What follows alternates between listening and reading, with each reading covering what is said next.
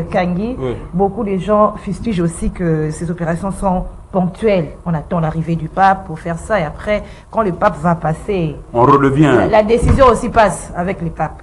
Oui, merci beaucoup pour la question. J'aimerais également présenter mes condoléances à la grande famille de la presse congolaise et particulièrement à l'antenne A, compte tenu de la disparition de notre aînée maman.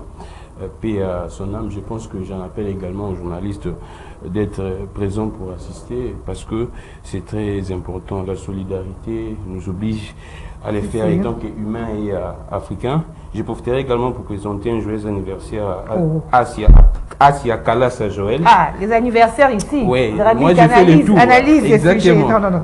J'ai fait le tour. Alors, je commencerai d'abord par balayer certaines choses. Et quand mon frère ici, il dit que non, le Jean-Tini Ngobila n'a pas de problème.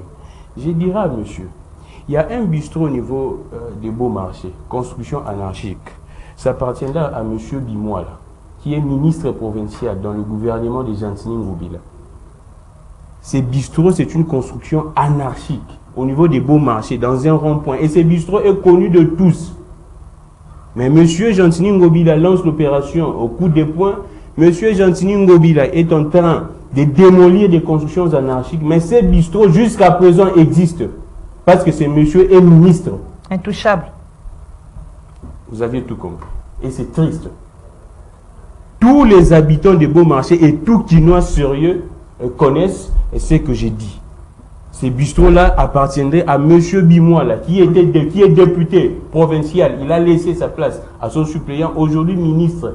Il a érigé un bistrot en pleine avenue, monsieur Bimoala. Vous voulez dire quoi? En touche que les sables congolais jusqu'à présent n'est pas détruit. Jusqu'à présent. Si vous vous rendez ce soir, vous allez voir comment est-ce que les gens sont là-bas. Okay. Et sous la bénédiction de monsieur Jean-Tini Ngobila.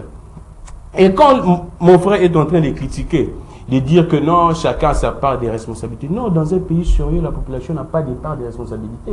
C'est à l'État d'orienter la population. C'est à l'État de mettre en place ce qu'on appelle l'autorité de l'État. Même en Europe, si les gens se comportent bien, c'est parce qu'il y a ce qu'on appelle l'autorité de l'État. Il y a une agence à la présidence. Une agence pour la citoyenneté, qui ne le sait pas. Et à la tête, c'est un frère du président de la République. Et cette agence fait quoi? Ces gens sont payés. Ces gens sont payés, en tout cas sont payés avec des sommes très colossales, et tout le monde le sait.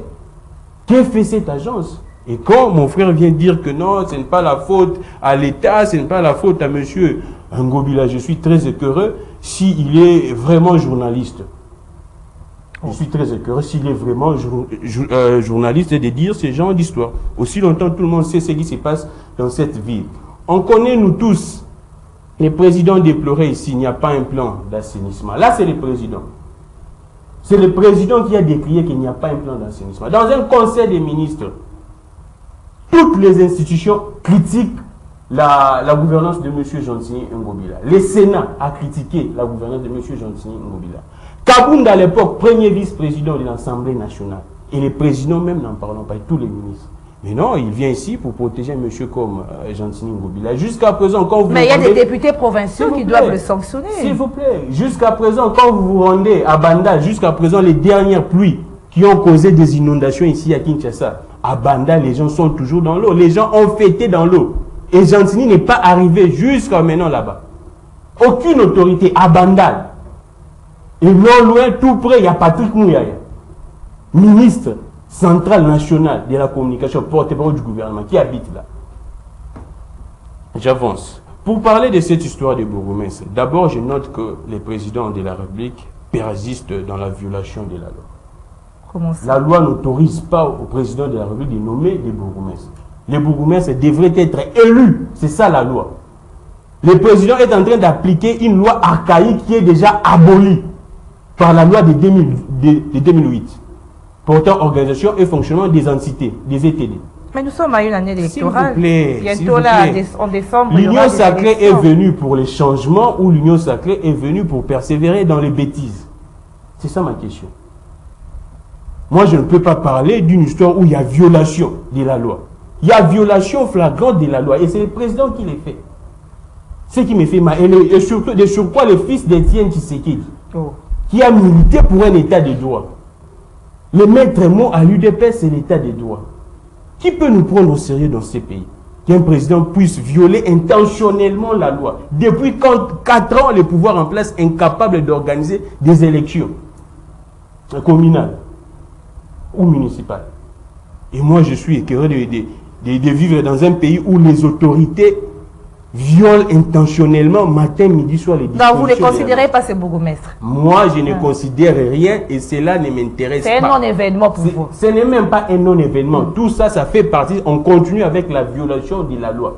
Alors je vois je pense que les législateurs et je pense que la justice devrait regarder ce qui se passe au niveau du pays parce que c'est très grave. Quel exemple, quelle leçon? Cette émission est une émission à caractère pédagogique. Les étudiants nous suivent. Les étudiants doivent retenir qu'on ne nomme pas, on ne nomme plus de bourgmestres ici en RDC. Si le président l'a fait, c'est-à-dire que c'est une violation. Il y a le roi qui yanke. Un monsieur se décide parce qu'il est président de la République de nommer en violation de la loi. Merci Gramik. Aimé veut réagir par rapport à cela. Merci. Oui.